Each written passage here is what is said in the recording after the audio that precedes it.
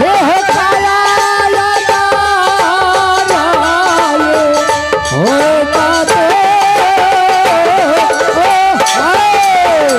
एगो महादानी के नाम सुनिए न भगवंतपुर के निवासी कृष कुमार और प्रीश कुमार मालिक के दरबार में शानदार 52 रुपया के नोट दान किए हैं। जय हो माँ भगवती ओर से दुआ मिले बाबा धर्मराज से। एगो महादानी के नाम सुनिए जय हो छोटू मुखिया के सुपुत्र राजा बाबा गुरु बाबा हो राजा देखैरिया तोरा राजा महाराजा हाथी हंसार घोड़ सारी की भेले तो बाबा हाथी हरसार घोड़ा घरसार हाँ बाबा बिसरल सो के यहाँ मन पारे बाबा बाबा हाँ बाबा यहाँ झूठे बागदा के गलिए बाबा गठड़ी पहन लिया एक्के लरपुरन में 5 फुट जन्म लल के बाबा। अच्छा बाबा यहाँ सन के बन के अल खसी सुसार मांगे रहे बाबा हेलो कलिए बाबा रेशम के धाग तोड़ दियो खसी सुसार ला लिया। बाबा अपने हमार गुरु बाबा छिए।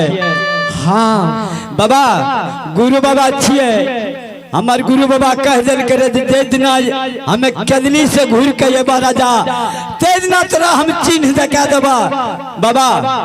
आज अपने जब हेते यहाँ चिन्ह दिखा देबे आज हम ठीक छिए तोहर गुरु छिया ते दिन बाबा हो राजा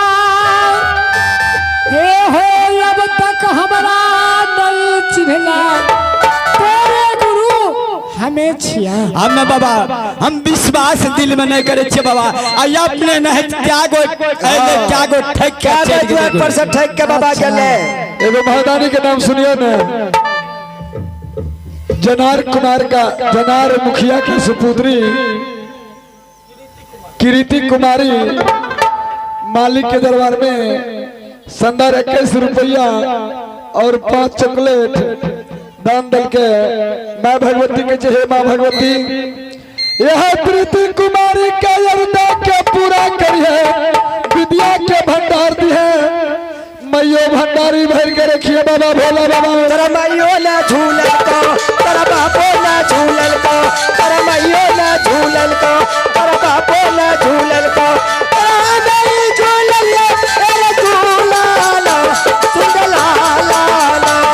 तेरा मैयो ना झूलल को तेरा बापो ना झूलल को तेरा मैयो ना झूलल को तेरा बाबो ना झूलल को तेरा हमारे झूला चलिया झूला नी सुन के लालानी हमारी झूलल चलिए झूला ना आगे लाला। हो राजा गुरु बाबा चिन्ह देखबो। हाँ बाबा हमरा जा यहाँ चिन्ह देखबे त हमरा दिल में हमरा विश्वास विश्वास नहीं है कि हमारे नहीं गुरु है। बाबा छिए। आहो देखा देखा देखा हो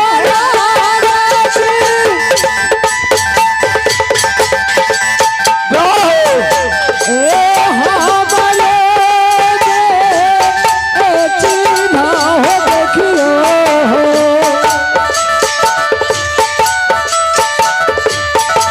आते खरा चाहे हमारे या बचे आहो चाला दी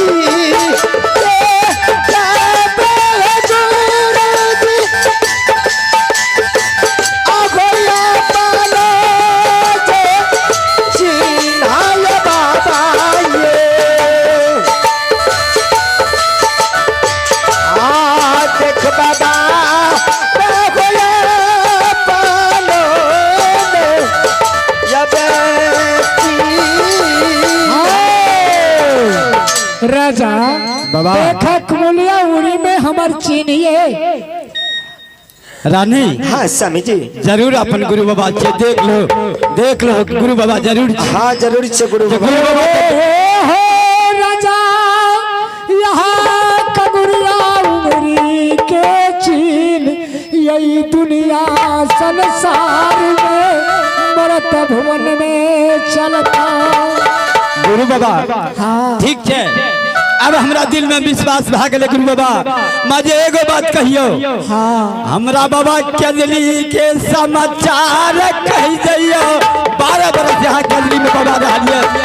तकर समाचार बाबा कहिए यहाँ खाना दुख सुख एक केजली में बाबा यहाँ गुजर काट लिए बाबा एगो महारानी के नाम सुनियो कहियो चैया राजा और बाबू ज्योति के मिलन है खातिर लक्ष्मण मुखिया के सुपुत्र गोलू कुमार मालिक के दरबार में संदार 11 रुपया के नोट दल के जय हो दानी बाबू की जय हो।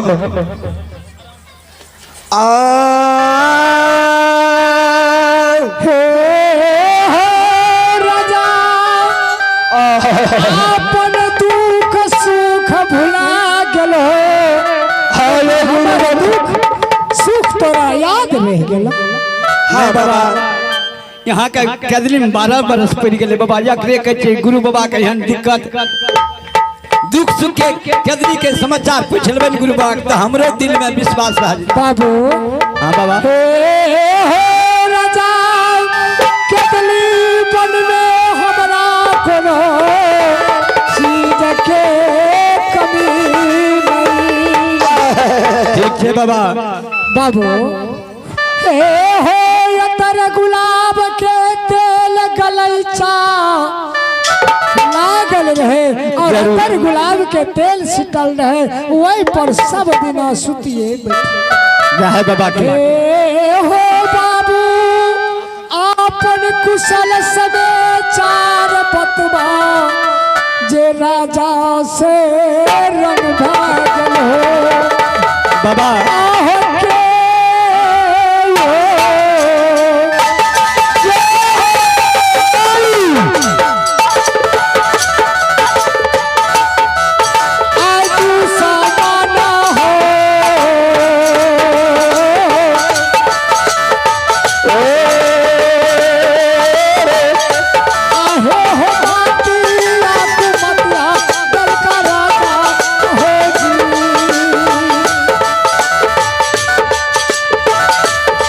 आहो के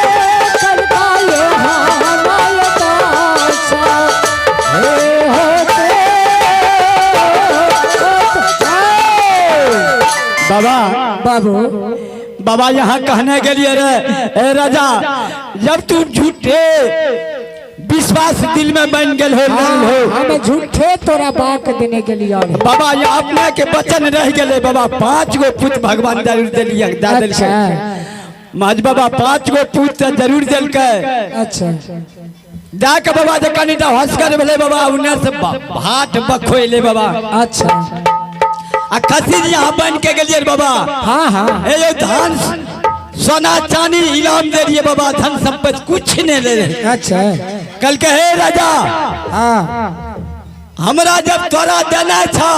तो हे खस्सी जे बनल था हाँ ई खस्सी हमरा दान में दे दे अच्छा तबे तोरा द्वार पर से जेबा नहीं तो हम तोरा द्वार पर से नहीं जेबा अच्छा हम कहलिए गुरु बाबा यहाँ दोसर खस्सी कहियो ये हमरा ई खस्सी हमरा गुरु बाबा के बांधल छे 5 खस्सी जरूर ई खस्सी हमरा नहीं देबा यहाँ सोना ले लियो चांदी ले लियो रकम पाती दे या सब ला लियो और ई खस्सी हमरा गुरु बाबा के घोड़ा लेबै घोड़ा देबै लेकिन कुछ नहीं ललके बाबा बाबा हाँ कुछ नहीं ललके बाबा कल के रे हो राजा तू जब ई खस्सी कल बाबा इहो कल बाबा जे अपने से जब बाबा खोल लिया जे हमें शक्ति हाथ अपने से खोल लिया हमें महज नहीं देब जरूर कल के नहीं अपना तू खोल के लाबा कहलिए नहीं माई नहीं है तो हमरा से बाबा द्वार पर से एक जरा गुस्सा के चल गए द्वार पर से एक जरा निकलले अब्बा